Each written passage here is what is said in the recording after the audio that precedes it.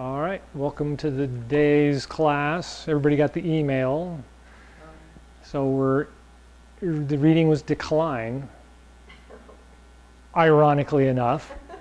And for the last week, if you've been following the Tao readings, most of the readings have been very reflective about things, you know, measuring where we are and what's changing and how we're getting where we're going and all that kind of stuff. And so we're kind of moving into that realm of the season where it sure feels like it's summer still, but there's a lot of things are changing, like pains are magnified, stomach cramp, well, not stomach cramps, but diaphragm cramps in the diaphragm,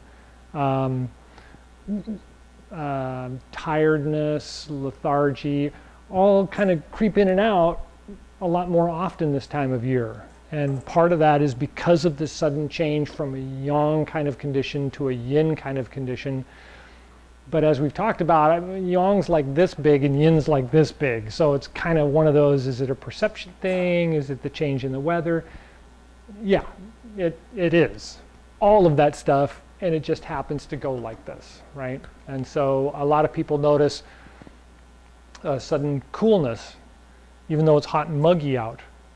We've noticed, because it's Petaluma, we've noticed that the fog is coming in and staying for hours instead of coming in the morning and then going and is blazingly hot. It's like, well, no, it's still kind of just tapering off by noon and it's not really hot yet. You know, it's like, what's going on? Well, that's actually happening everywhere. It's not just Petaluma. It's happening along the coast, and that's influencing the whole coastal, California coastline and the Asian coastline as well. So it's a lot of the things that are happening right now. I don't know if anybody's noticed it, but breathing feels funny. You're starting to get it in the diaphragm, middle of the back. My hips are starting to bother me, and that's one of my common places. So my lower back and my hips are starting to just, oh, ow, you know, and it's like, oh yeah, it's that time of year. So things are changing. So one of the things that we're going to talk about today is how clearing heat is really, really important this time of year, because the heat is in the body. We've had this nice summer where it's been very warm, and now all of a sudden it's transitioning to cold, but the heat's staying inside, and that's what's causing these funny inflammations, right? Lu Ming, the monk that we used to follow, who's passed away recently, used to always say that all the illnesses of the world can be directly related to heat and inflammation. Really? And you know, you do a little research, even modern medicine nowadays is realizing that a lot of things are strictly caused by an inflammation of something. Either your body's fighting something off and you get an inflammation, or there's an infection that's causing inflammation that your body is trying to deal with. Oh wow. You know, it all has to do that. So clearing heat is really, really important because it keeps the cycle going. And that's the Chinese and Asian philosophy talks about this all the time. Everything is in cycles, macrocosms of microcosms, right? Or microcosms of macrocosms. You know, works in both directions. So the primary thing about clearing heat this time of year is mostly happening here in the chest. It's happening in the lungs, it's happening in the back, it's happening in the hips. So one of the things that we talk about this time of year is the massaging the organs, right? And we can easily massage the organs just by doing this cramp or a crunch, right? And then expand, and yeah, like a sit up, a crunch. You know, you kind of tighten up the organ cavity and relax there for a second, and then open up, and then you have to relax the diaphragm and just let your tummy hang out. You know, just let it hang out for a second or two, and then tighten back up again, and then expand. Well, for all of those who've been in this class for a long time, this is pretty much what Chi Gung is, right? We do this as our movement, so we're going to get back to that in just a second.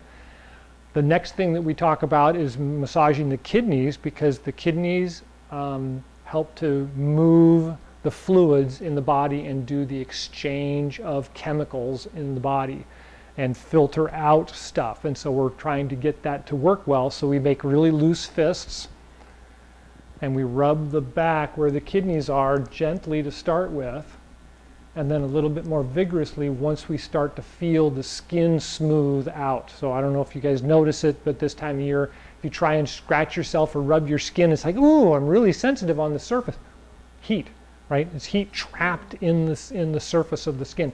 So rub a little bit to start with until it starts to feel good, and then give it a little bit more vigorousness until you can feel it sink in. And then it's like, oh yeah, you know, oh, much better, right? You get that feeling. And then you're good. You don't have to do it, you know, for minutes on end. It really doesn't take a long time. So that's the back half of the body, and that's in the Mingmen area of the back. The second one we want to do is the rib cage and the diaphragm. And so the rib cage and the diaphragm is using the rakes and raking down the rib cage. You want to follow the ribs as best you can and work on the little intercostals, right? There's a whole bunch of little muscles that crisscross underneath and tie the ribs together underneath the skin. And we just kind of want to tease them. We want to kind of wake them up a little bit and get them to think that they're okay and we're here and everything's fine, right? And yeah, exactly. It's kind of one of those, oh. So you do that for a minute and it starts to calm down. And so people with fingernails, it's really hard to do. So I tuck my fingers in like this a little bit. I use that first knuckle, right? And not use the fingers. There are some times when using the fingernails is actually very good. This is not one of them. So then the next thing we want to do is look at the diaphragm. Now, most people about this time of year, right in here is the influence area, right?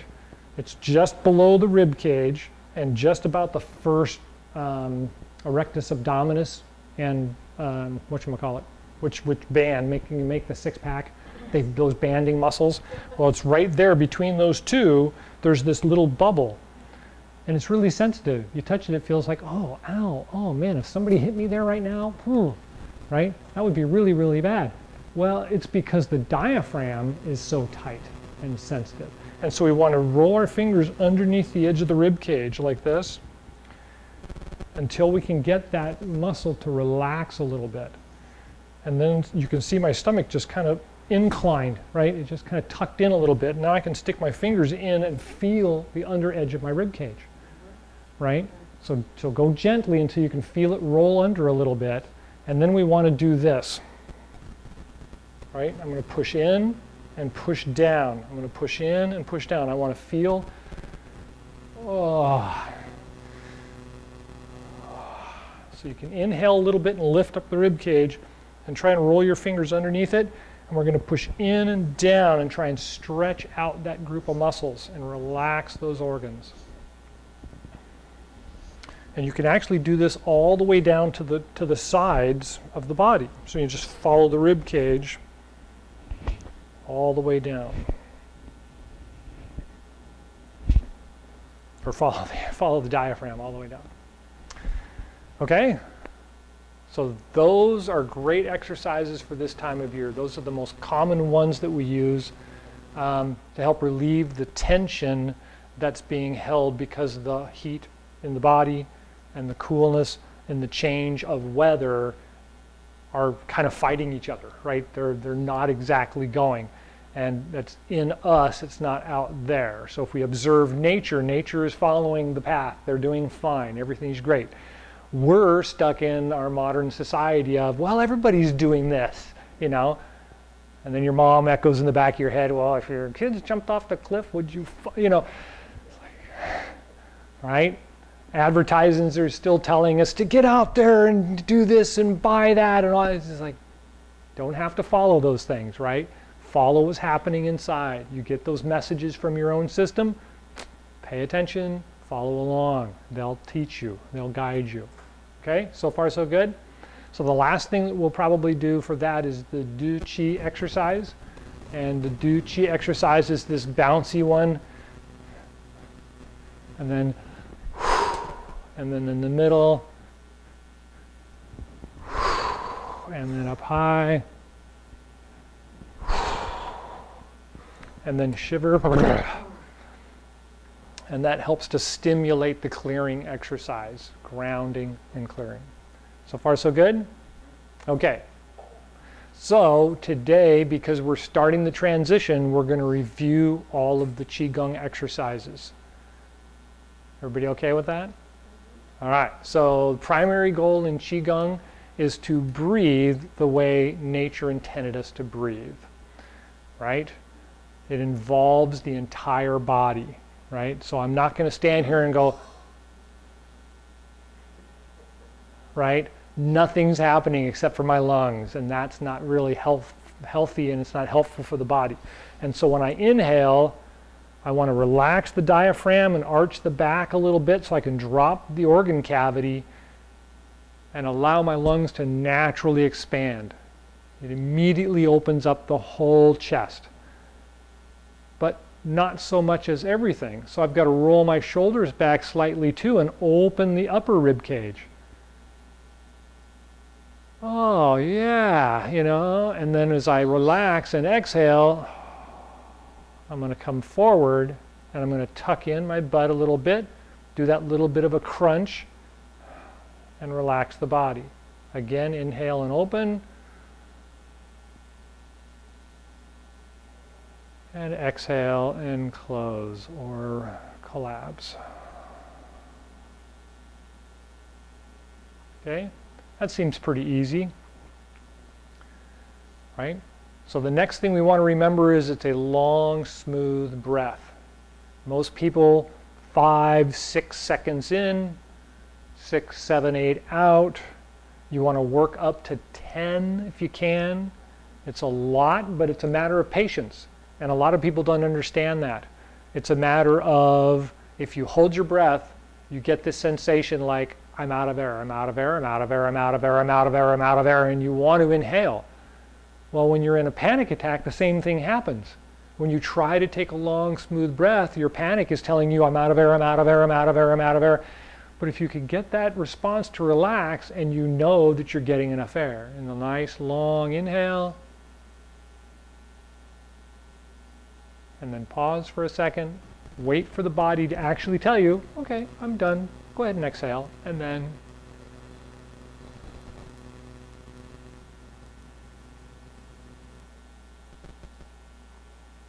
pause for a second and let the body say, okay, good, I'm ready to inhale. We get away from that whole panicky kind of, now mind you, if you're a runner or something like that and you're out there running, yeah, you got to kind of follow along with the way the body is saying, more air, more oxygen, right? But on our natural working day, stresses make us feel like we're running and we need more oxygen when not necessarily. We're just kind of getting into the stages of holding and then having to catch up and then taking a deep breath to relax and then back to, and you're not breathing again, right? And so we have to be mindful of the breath as a regular and consistent action. So in Qigong, what we do with that is we form this circle of energy around the body by rounding the arms, opening the chest, grounding the feet, bending the knees, straightening the back and clearing the path of energy in the spine. And then when we do our inhale, we feel the whole body inhale, and then exhale, and we feel the whole body exhale.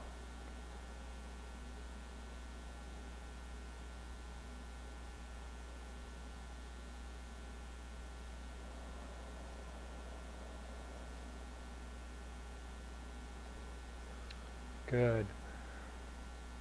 How's that feel? Kind of changes your mind position. Why we call this mindfulness or mind training, breath training. We're getting connected directly to the inhale, inhale, inhale. Exhale, exhale, exhale. There's not a lot of room for all that other stuff going on when we're focusing on this nice, smooth, relaxed exercise of just simply being here and breathing, right? So that calms the nerves, it clears the Shen, it also improves blood flow and transition of chemicals in the body. I've been watching some TED Talks recently, and so much more is happening in science that's connecting back to these theories. psychologically, physically, metaphysically, that are all saying, you know, this really is the way it works. Really? Chinese have been doing it for how long? You know, and we're finally coming around to, you know, that might be something about that. Okay, so the reason why I'm finding this fascinating is that the channels of the body follow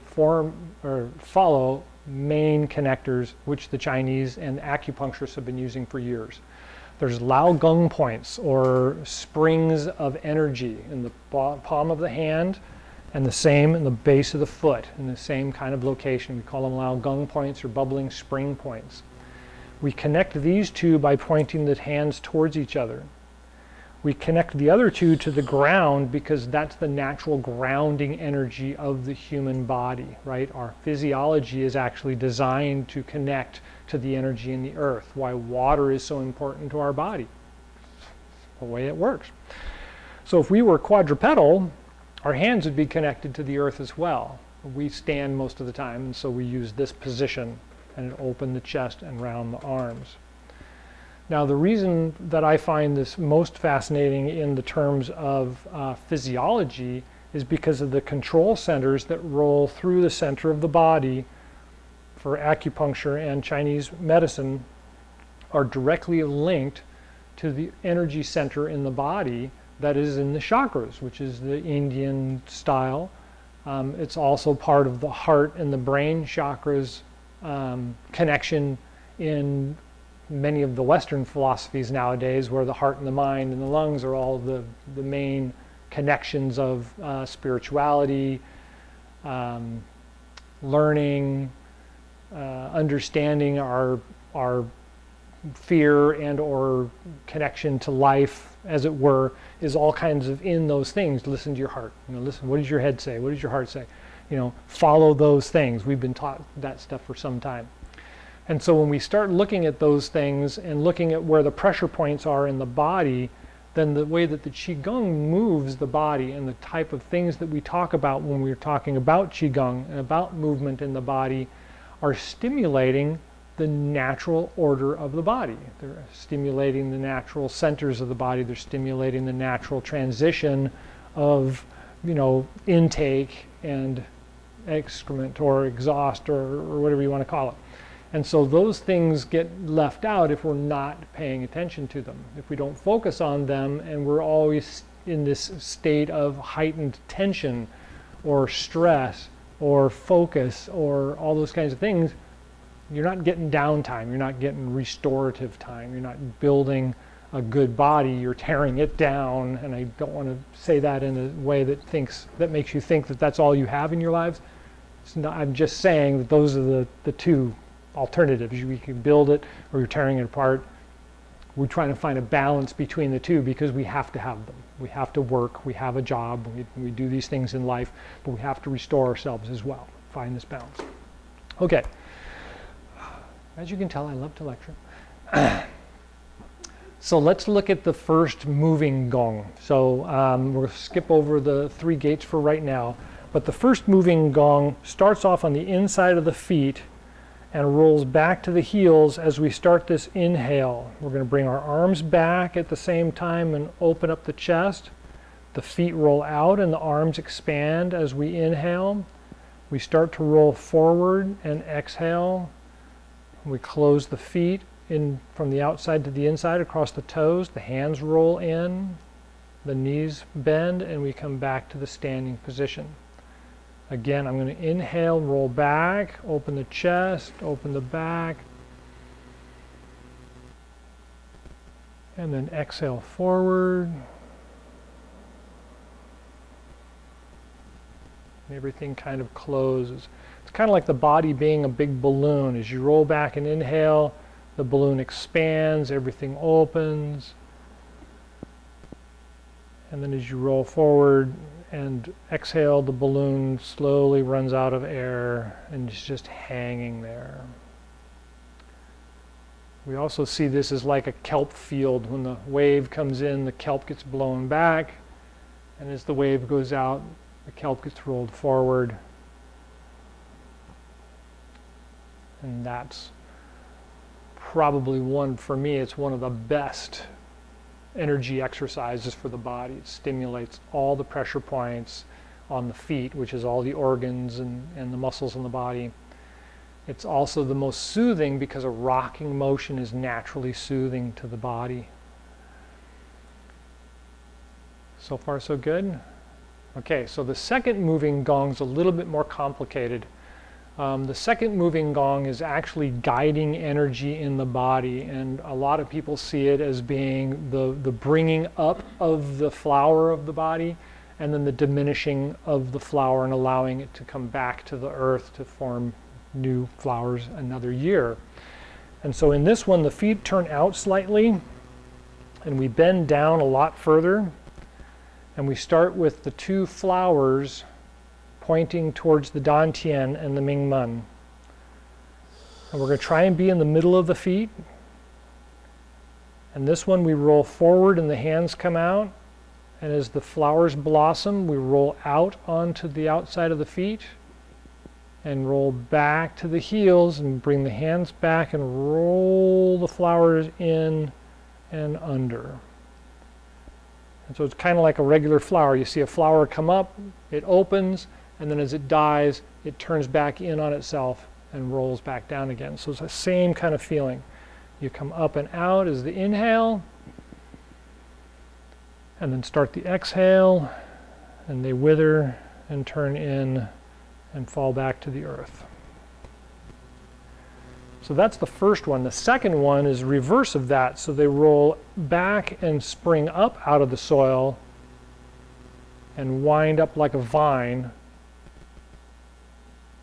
and then come in, wither, and fall in the exhale. Again, roll back, inhale, come up and out onto the toes, and then exhale as you roll into the center of the feet or into the middle of the feet, and then back down again. So this one also can be done with a lot more rising and falling. So depending on the strength of your legs and what time of year it is. And so when we get to the fall, we'll be using the legs a lot more because we're going through the grounding process. And so when I'm here and I'm going through the move, I'll actually come way up here and then grind way back down again, or reverse, come way up and come way back down again. And this is really, really good in the fall because this is where we get a lot of our strength through the fall. It's in the legs. And so it's a great exercise. Okay. And here we are, mostly lecture again. Okay, so any questions about the two main moving gong? I've only touched on them really quick, of course, and you guys have been doing this a long time, so any thought? Okay. Yeah. Yeah. So breath is the key, long and smooth, great exercise, right? Allow the body to move with the breath, and the body will teach you. When things don't move right, it's probably something you need to have looked at. Get the massage with your doctor or something. Just have it checked out. All right? What time is it? I think that clock is. Oh. What are you saying? You're always 12, 27. That's about right. We're right on our timing. And this is a perfect room for me because the clock is always wrong and I don't wear one, so it's kind of like perfect. Okay, so Quan Chi Gung is our closing Chi Gung. And of course, open, lift up. This is the inhale, and then the exhale comes down. And your first exhale actually ends right about the top of the chest. And then as we pass the heart and lungs, we're going to take a short breath. And then push down to the Dantian and Mingmen, which is just below the belly button. Take a breath there. And then press down the legs to the bubbling spring points at the bottoms of the feet. Take a breath there. And then just take a couple of short breaths. Feel the energy in the body connecting through the feet into the ground.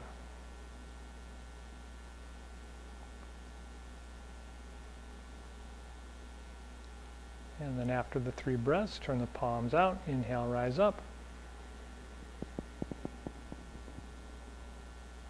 And then exhale, draw down.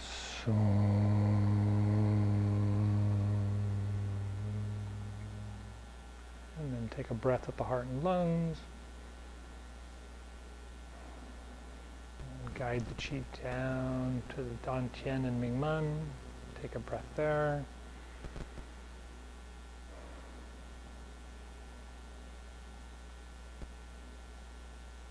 And then again at the bubbling spring points, the bottoms of the feet.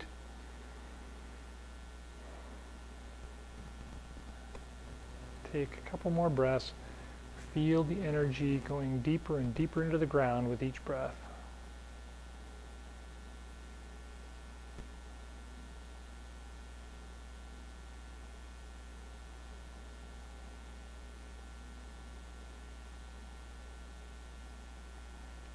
And one more, palms out, inhale, rise up.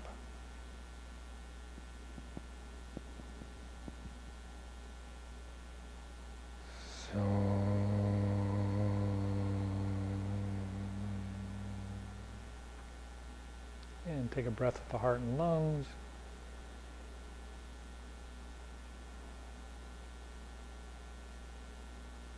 And at the Dantian and Mingmen.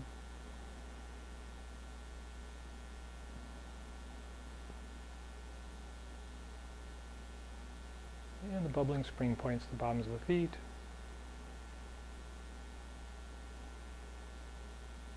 And a couple more breaths and just feel the energy flowing through the body. No need to hold on. No need to store up. Constant flow of energy all around you.